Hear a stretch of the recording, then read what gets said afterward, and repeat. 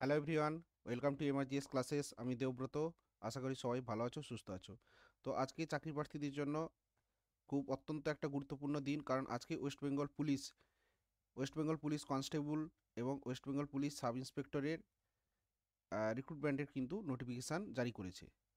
তো ওয়েস্ট বেঙ্গল কনস্টেবলের যে রিক্রুটমেন্ট নোটিশ, সেটা আমরা আগে আলোচনা করেছি। তো আজকের এই ভিডিওতে আমরা আলোচনা করব এই যে সাব ইন্সপেক্টর নিয়োগের নিয়োগ প্রক্রিয়া কেমন, সিলেবাস কী, তার এজ লিমিট কী, কত ভ্যাকেন্সি আছে, পরীক্ষাটা কিভাবে হয়, তার ফিজিক্যালি মেজারমেন্টের কতটা প্রয়োজন বা ফিজিক্যাল এফিসিয়েন্সি টেস্ট কতটা হয়। তো সমস্ত কিছু আমরা জানবো, কবে থেকে কবে ফর্ম ফিল আপ হবে, সমস্ত কিছু এই ভিডিওতে আলোচনা করব।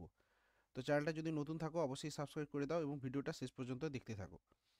তো এই হচ্ছে ওয়েস্ট বেঙ্গল পুলিশের যে নোটিশ, সেই নোটিশে কি দিয়েছে দেখো। ওয়েস্ট বেঙ্গল পুলিশের recruitment to the post of sub inspector of police unarmed and armed branch in the West Bengal police 2024।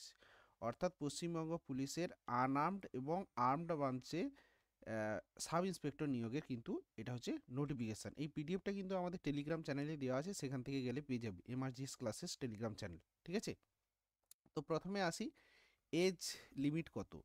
তো এই সাব ইন্সপেক্টর নিয়োগের ক্ষেত্রে এজ লিমিট কিন্তু 20 বছর থেকে 30 বছরের মধ্যে। কনস্টেবল যেমন 18 থেকে 30, কিন্তু এসআই হচ্ছে 20 থেকে 30 বছরের মধ্যে। এবং এইটা হচ্ছে ডেডলাইন হচ্ছে বয়সের 1/1/2024, 1/1/2024 মধ্যে কিন্তু তাকে 30 বছরের মধ্যে হতে হবে, অর্থাৎ 30 বছর ক্রস করা যাবে না। আচ্ছা, 5 বছর রিল্যাক্সেশন পাবে এসসি এবং এসটিদের ক্ষেত্রে, 3 বছর রিল্যাক্সেশন পাবে ওবিসি ওবিসিবি, 3 ইয়ার্স রিল্যাক্সেশন পাবে ট্রান্সজেন্ডার, এবং ডিপার্টমেন্টাল ক্যান্ডিডেটদের ক্ষেত্রে 35 ইয়ার্স। হ্যাঁ, এই কিন্তু রিল্যাক্সেশনগুলো থাকবে। ঠিক আছে। এবার আসি এডুকেশনাল কোয়ালিফিকেশান। এডুকেশনাল কোয়ালিফিকেশান এই এসআই নিয়োগের পরীক্ষায় কিন্তু bachelor's degree in any discipline from a recognise university or equivalent, অর্থাৎ যে কোনো বিষয়ে যে কোনো স্ট্রিমে গ্র্যাজুয়েট যোগ্যতা হতে হবে। ঠিক আছে।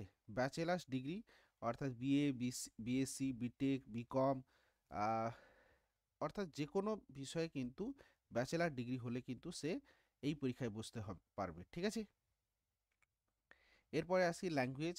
ল্যাঙ্গুয়েজ হচ্ছে applicant must have ability to speak, read, right in Bengali language.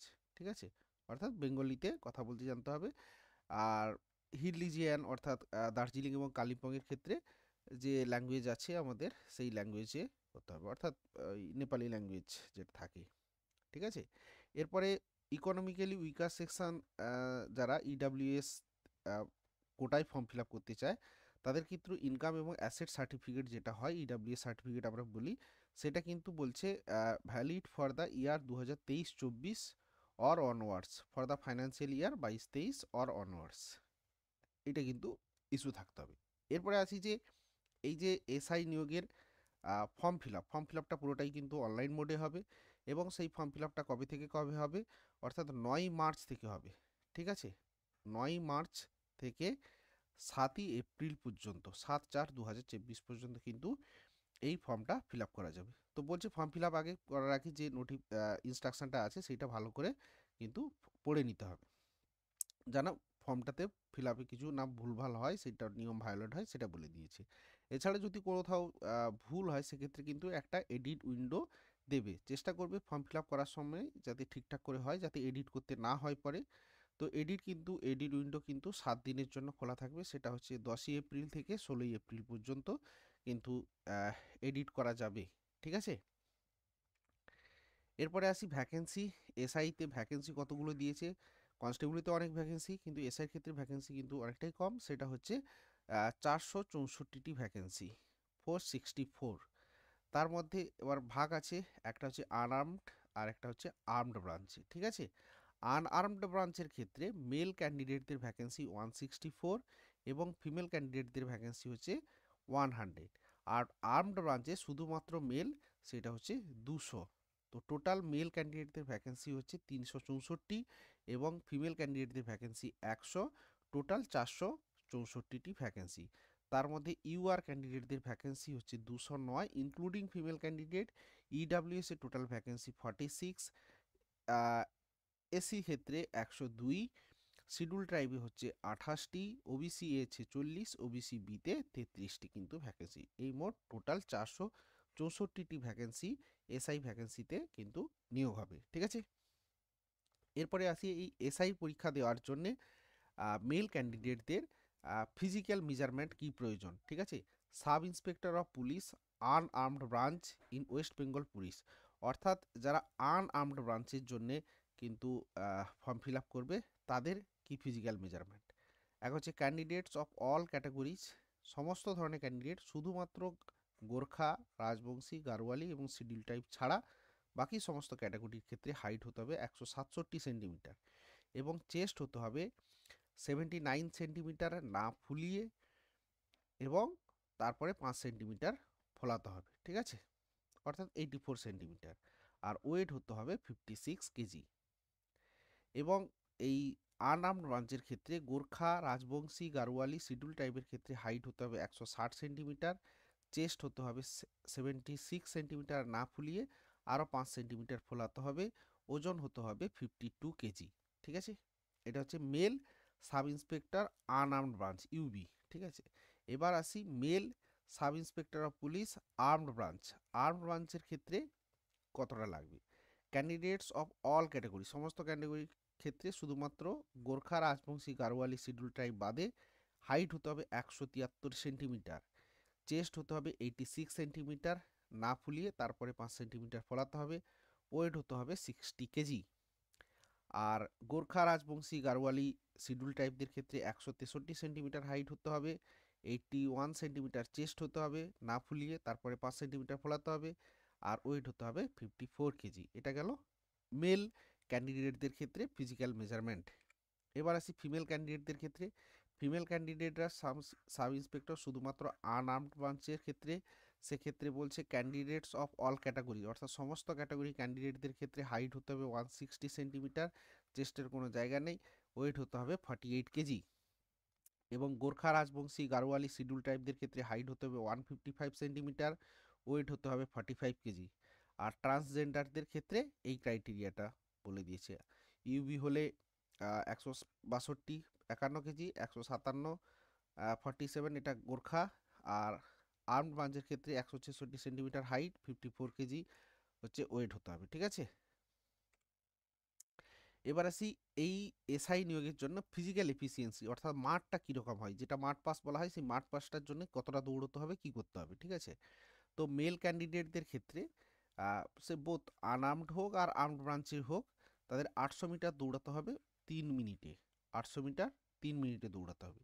Female ক্যান্ডিডেটদের ক্ষেত্রে 400 মিটার দৌড়াতে হবে 2 মিনিটে, আর ট্রান্সজেন্ডার ক্যান্ডিডেটদের ক্ষেত্রে 400 মিটার দৌড়াতে হবে 1 মিনিট 40 সেকেন্ডে। বোঝা গেল, এটা হচ্ছে পিইটি ফিজিক্যাল এফিসিয়েন্সি টেস্টের ক্ষেত্রে এইটা করতে হবে। এবার আসি মেথড অফ রিক্রুটমেন্ট, অর্থাৎ নিয়োগ প্রক্রিয়াটা কিভাবে হয়। এই নিয়োগ প্রক্রিয়ার জন্য টোটাল 4টা স্টেপ আছে। 4টা স্টেপ কি কি আমরা দেখি। Post of sub inspector and unarmed এবং sub inspector armed branch shall be filled on the basis of qualifying the preliminary examination, অর্থাৎ প্রথমে হচ্ছে প্রিলিমিনারি এক্সামিনেশান হবে, স্ক্রিনিং এক্সামিনেশান। তারপরে হবে পিএমটি এবং পিইটি, অর্থাৎ ফিজিক্যাল মেজারমেন্ট টেস্ট এবং physical efficiency test 2 number step. তারপরে হবে ফাইনাল কম্বাইন্ড কম্পিটিটিভ এক্সামিনেশান, অর্থাৎ মেন পরীক্ষা 3টে। দেন হচ্ছে পার্সোনালিটি টেস্ট, অর্থাৎ 4টে টোটাল ফেজ আছে কনেক্টেড বাই ওয়েস্ট বেঙ্গল। মানে হিসাব মতন 5টা, আমি পিইটি আর পিএমটিকে একটা ফেজেই ধরেছি, কারণ পিইটি পিএমটি মেজারমেন্টে পাস করলে তবেই তো ফিজিক্যাল এফিসিয়েন্সি টেস্টে তুমি যাবে। তো টোটাল কিন্তু 5টা টোটাল হচ্ছে স্টেপ তোমাকে পেরোতে হবে। এক হচ্ছে প্রিলিমিনারি, তারপরে পিএমটি, তারপরে পিইটি, তারপরে মেন, তারপরে ইন্টারভিউ। ঠিক আছে, এরপরে আসি প্রিলিমিনারি এক্সামে কি থাকে। প্রিলিমিনারি হচ্ছে 200 নাম্বারে কিন্তু পরীক্ষা হয়, 100 কোশ্চেন থাকে, 100 নাম্বারস, অর্থাৎ 100টা কোশ্চেন থাকে, প্রত্যেকটা প্রশ্নের জন্য কিন্তু 2 নাম্বার থাকে, আর ডিউরেশন থাকবে 90 মিনিট, অর্থাৎ 1.5 ঘন্টায় 100 কোশ্চেনে তোমাকে পরীক্ষা দিতে হবে। এই 100 পরীক্ষার মধ্যে 50টা কোশ্চেন থাকবে জেনারেল স্টাডিজে, ঠিক আছে, আর 50টা কোশ্চেন থাকবে logic and analytic reasoning having 25 questions, আচ্ছা sorry, 100 marks in general studies having 50 questions, অর্থাৎ জিকেতে 50টা কোশ্চেন থাকবে 2 নাম্বার করে, অর্থাৎ প্রত্যেকটা কোশ্চেন 2 নাম্বার করে থাকবে। আচ্ছা, লজিক্যাল এবং অ্যানালিটিক অর্থাৎ রিজনিংয়ে 25টা কোশ্চেন থাকবে 50 নাম্বার, এবং অ্যারিথমেটিক থাকবে 25টা কোশ্চেন 50 নাম্বার, অর্থাৎ ম্যাথ জিআই 50টা কোশ্চেন এবং জিকে 50টা কোশ্চেন, এই টোটাল 100 কোশ্চেন, টোটাল 200 নাম্বারের পরীক্ষা। ঠিক আছে, এটা কিন্তু শুধুমাত্র কোয়ালিফাইং পেপার, এটাতে পাস করলে তুমি ফিজিক্যাল মেজারমেন্ট টেস্টে এবং ফিজিক্যাল এফিসিয়েন্সিতে ডাক পাবে। এটাও কোয়ালিফাইং, এটা পাস করে গেলে তুমি ডাক পাবে কিন্তু মেন পরীক্ষাতে। আচ্ছা, প্রিলিমিনারি উইল বি ওএমআর অর্থাৎ এমসিকিউ বেসড, প্রত্যেকটা প্রশ্নে কিন্তু 2 নাম্বার করে থাকবে, 1/4 নেগেটিভ থাকবে, দুটো ল্যাঙ্গুয়েজে প্রশ্ন হবে, একটা ইংলিশ এবং একটা বেঙ্গলি। ঠিক আছে, এবং এই প্রিলিমিনারি নাম্বার কিন্তু ফাইনাল মেরিট লিস্টে কিন্তু, অর্থাৎ এটা যোগ হবে না, অর্থাৎ আমি বললাম যে এটা প্রিলিমিনারি কোয়ালিফাইং ইন নেচার। ঠিক আছে, প্রথম দুটো কোয়ালিফাইং, পাস করার পরে মেন এক্সাম হবে, অর্থাৎ প্রথমটা পাস করার পরে এই যে পিএমটি অ্যান্ড পিইটি হবে। আমি প্রথমেই বললাম পিএমটির কি ক্রাইটেরিয়া লাগবে এবং পিইটিতে কি করতে হবে। ঠিক আছে, এরপরে আসি যে final main exam, final exam. এই ফাইনাল এক্সামটা কিন্তু আসল, কারণ এটা হচ্ছে এমসিকিউ নয়। ঠিক আছে, এবং এটা 200 নাম্বারের পরীক্ষা হবে, টোটাল 200 মার্কস, 3 পেপার্স থাকবে, 3টে পেপারে পরীক্ষা হবে, এবং কনভেনশনাল টাইপ অর্থাৎ ডিসক্রিপটিভ পরীক্ষা, কোনো প্রকার এমসিকিউ হবে না। পেপার ওয়ানে কি থাকবে? পেপার ওয়ানে থাকবে general studies and arithmetic for 100 marks. ঠিক আছে, অর্থাৎ 50 মার্কস জেনারেল স্টাডিজ এবং 25 মার্কস হচ্ছে লজিক্যাল অ্যান্ড অ্যানালাইটিক রিজনিং, এবং 25 মার্কস হচ্ছে অ্যারিথমেটিক। 2 ঘন্টা সময় থাকবে। ঠিক আছে, তাহলে পেপার ওয়ানে 100 নাম্বার থাকবে, 50 number GS, 25 number reasoning, 25 number maths, total সময় থাকবে 2 ঘন্টা। এরপরে আসি পেপার টুতে। পেপার টুতে কিন্তু ইংলিশ থাকবে 50 নাম্বারের, সময় থাকবে 1 ঘন্টা, 50 নাম্বারে কিন্তু ডেসক্রিপটিভ লেখা থাকবে ইংলিশ। এবার পেপার থ্রিতে আসি, বেঙ্গলি, হিন্দি, উর্দু, নেপালি, যে কোনো একটা বেঙ্গলি ধরো, বেঙ্গলি ক্ষেত্রে 50 নাম্বার, তো 50 Bengali, 50 English, 150 GK, 25 maths, 25 reasoning, এই হচ্ছে টোটাল 200 নাম্বার কিন্তু কনভেনশনাল, 1 ঘন্টা 1 ঘন্টা। তাহলে মেন পরীক্ষা, টোটাল পরীক্ষা কিন্তু 4 ঘন্টা, 2 ঘন্টা জিকে ম্যাথ রিজনিং, 1 ঘন্টা ইংলিশ, 1 ঘন্টা বেঙ্গলি। ঠিক আছে, এটা হচ্ছে তোমার ফাইনাল এক্সামের কিন্তু পরীক্ষার সিলেবাস। ঠিক আছে, এরপরে the candidates may answer in any of this language, but all the answer must be in one and the same language. অর্থাৎ কি, এই যে পরীক্ষাগুলো হবে, এই পরীক্ষাগুলোতে তুমি কোন ভাষায় পরীক্ষা উত্তরগুলো দেবে, হয় ইংলিশ, নয় বেঙ্গলি, নয় নেপালি। ঠিক আছে, ইংলিশ, বেঙ্গলি অথবা নেপালিতে কিন্তু লিখতে হবে, কিন্তু যেটাতেই লিখবে একই, ইংলিশ লিখলে প্রত্যেকটা পার্ট ইংলিশে লিখতে হবে, বাংলা লিখতে হলে প্রত্যেকটা বাংলায়, নেপালি হলে প্রত্যেকটা নেপালিতে লিখতে হবে। ঠিক আছে, এবং এটা কিন্তু ফাইনাল মেরিট লিস্টে এই স্কোরটা অ্যাড হবে, এবং এইটার একটা নির্দিষ্ট কাট অফ হবে, সেই কাট অফের রেসপেক্টিভে কিন্তু তোমাকে ইন্টারভিউতে ডাকা হবে। এবার এই ইন্টারভিউ হওয়ার পরে তোমার কিন্তু ফাইনাল হবে। ঠিক আছে, অর্থাৎ ইন্টারভিউ হবে 30 নাম্বার, এই ইন্টারভিউতে 30-এর মধ্যে কিন্তু আবার একটা কোয়ালিফাইং মার্কস আছে, সেই কোয়ালিফাইংটা হচ্ছে 8।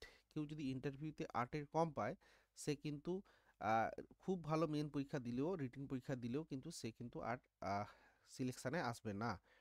অর্থাৎ মিনিমাম ইন্টারভিউতে 8 পেতে হবে, 30 নাম্বারের ইন্টারভিউ হবে। এবারে ইন্টারভিউ হওয়া এবং মেন পরীক্ষার স্কোর টোটাল করে কিন্তু ফাইনাল মেরিট লিস্ট হবে। বোঝা গেল? আচ্ছা, এখানে choice of post in order of preference, যখন ফর্ম ফিল আপ করবে সেখানে কিন্তু এই আর্মড ব্রাঞ্চ, আনআর্মড ব্রাঞ্চ কিন্তু চয়েস থাকবে, সেক্ষেত্রে কিন্তু তোমাকে চয়েস করতে হবে। আচ্ছা, সিলেবাসটা আমরা দেখে নিই। এরপরে প্রিলিমিনারি এক্সামের সিলেবাস, জিকে হচ্ছে জেনারেল নলেজ, যেমন আমাদের ডিফারেন্স পেয়ার, অর্থাৎ যে আমাদের যে কম্পিটিটিভ এক্সামের সিলেবাস থাকে, history, geography, polity, economics, static, GK, current affairs, science, computer, সমস্ত জায়গা থেকে কিন্তু জেনারেল স্টাডিজের প্রশ্ন থাকবে। আর অ্যানালিটিক্যাল এবং লজিক্যাল রিজনিংয়ে যা সিলেবাস হয় আমাদের কম্পিটিটিভ এক্সামে, সব কোডিং, ডিকোডিং থেকে শুরু করে number series, analogy, counting figure, calendar, clock, syllogism, inequality, everything, sitting arrangement সবটাই আমাদের কিন্তু সিলেবাসে আছে। মিরর ইমেজ থেকে শুরু করে সবটাই কিন্তু সিলেবাস। আর অ্যারিথমেটিকের ক্ষেত্রে মাধ্যমিক বোর্ডের সিলেবাস, অর্থাৎ মূলত এই অ্যারিথমেটিক থাকে, বেসিক এবার জিওমেট্রি ত্রিকোণমিতি দেখে রাখতে পারো। এটা হচ্ছে প্রিলিমিনারি সিলেবাস। এরপরে পেপার 2-তে থাকবে হচ্ছে ইংলিশ এবং বেঙ্গলি। ইংলিশের ক্ষেত্রে কি হবে, question may be asked on all or any of the following ideas, অর্থাৎ এইগুলোর মধ্যেই কিন্তু আসবে। একটা হচ্ছে ড্রাফটিংয়ে রিপোর্ট লেখা, ট্রান্সলেশন বেঙ্গলি থেকে ইংলিশ, আচ্ছা প্রেসি লেখা, সামারি অথবা প্রেসি, আর correct use of words, correction of sentence, use of common phrase, synonym, antonym, এই জায়গাতে।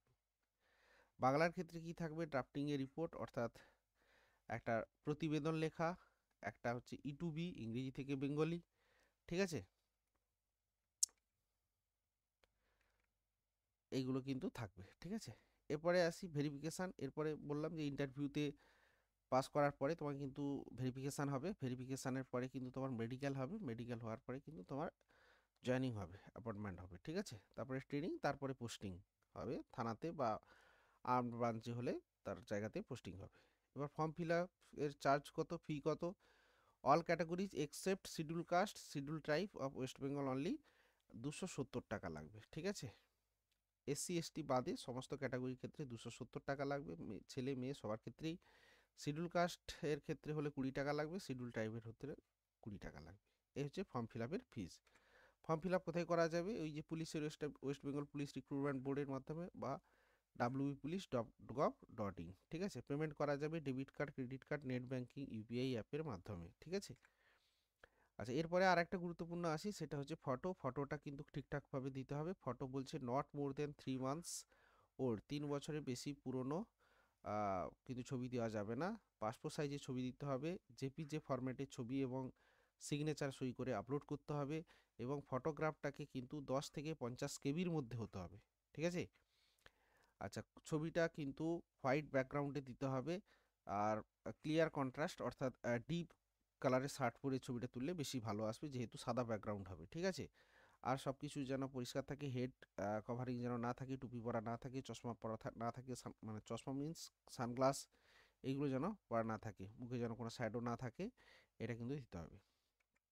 আর ডাইমেনশান হচ্ছে ফটোর ক্ষেত্রে ডাইমেনশান হচ্ছে 4.5 সেন্টিমিটার হাইট এবং 3.5 সেন্টিমিটার উইডথ।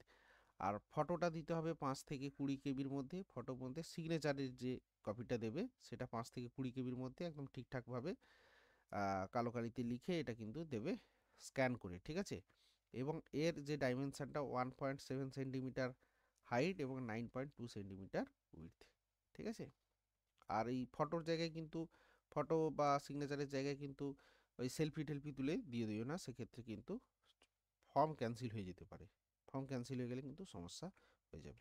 তো এই ছিল আমাদের West Bengal police sub inspector নিয়োগের যে নোটিফিকেশান, তার বিষয়বস্তু, যেটা আমাদের জানতেই হবে ফর্ম ফিল আপ করতে গেলে বা প্রিপারেশানের ক্ষেত্রে বা নিয়োগের প্রক্রিয়া অংশগ্রহণ করতে গেলে।